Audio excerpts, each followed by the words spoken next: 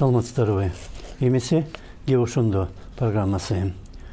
Маалымат агенттиктеринин сайттарында бүгүн Кыргыз президентинин атына Орусиян китеп бирикмеси тарабынан мындан 20 күн мурда 25 сентябрда жазылган кат жарыяланды. Ага бирикменин президенти Сергей Степашин кол койгон.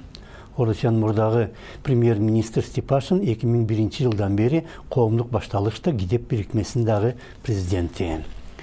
Китепте жазылгандай, Орусияда китеп басып чыгарган ишканалардын өкүлдөрү үстүбүздөгү жылдын июнь-август айларында Кыргызстанга келип, окуу китептерин саткан дүкөн базарларды карап чыккан.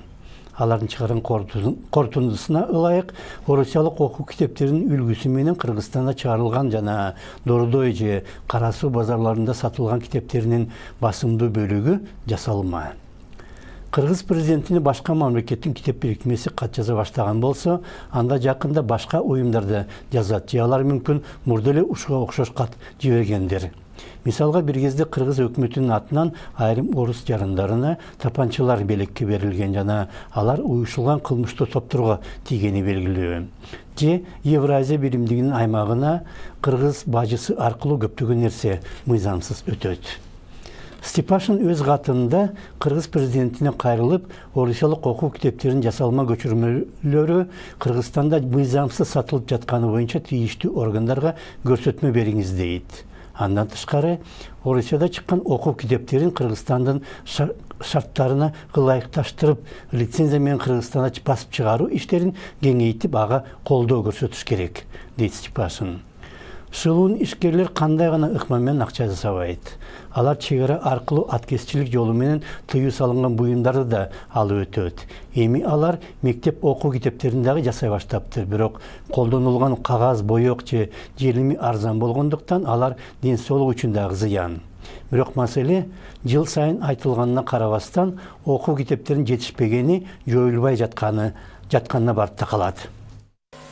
Өзүңүздөр билесиздер.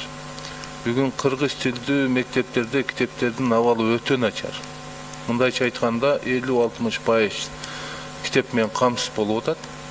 Ошондой эле китептердин саны жетишпегени менен ушул сапаты дагы өтө начар болуп, жыртылып, ушул мөөнөтү дагы өтүп кеткен да. Мындай окуганга мүмкүн эмес. Биз бүгүнкү күндө билим берүүгө өтө көңүл бурабыз дейбиз. Эгерде окуу китеби, окуу куралдары эгерде жетишпесе, кайсыл билим жөнүндө сөз болуш керек. 2018 жылга учурунда билим берүү министрлиги дагы ошондой эле өкмөт дагы айткан. Бир дагы китеп жөнүндө проблема болбойт депчи. Билим берүү тармагында ушунча мыкты кызматкер бар экенине карабай, мектептер үчүн окуу китебин эч ким жаза албаганы жасалма проблема сыяктуу.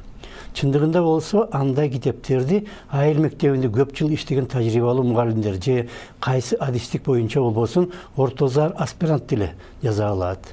Бар болгону аларга мурда чыккан бир нече ар башка китеп жана шарт түзүп бериш керек. Кыргызстан өз мектептери үчүн окуу китеп жаза албайт дегенге көнүп да калдык. Бирок эгемендиктин биринчи жылдарында ар башка тармактар боюнча жакшы эле окуу китептери чыккан жана алардын сапаты дагы мыкты болчу. Бирок аларды азыр баары унуткан. Бир нече жыл мурда болсо, орусиялык китептер колдонула баштаган, коом ага каршы чыкканда болсо, эми адаптация иштери башталды. Бирок канча андай ылайыкташтыруу болсо дагы, кайсы бир нерселер кала берет.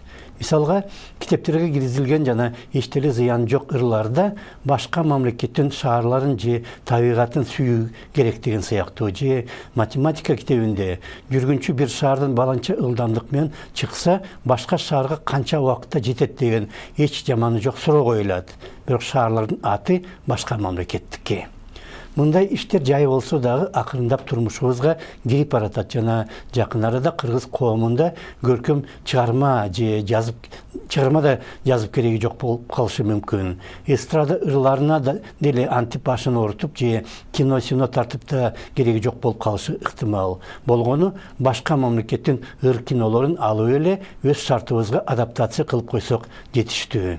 Мыйзамдарды деле ошентип жазып калбадыкпы? Андан кийин суверенитетибизди дагы адаптация кылууга киришсек болот. Ошондо саламатта калыңыздар.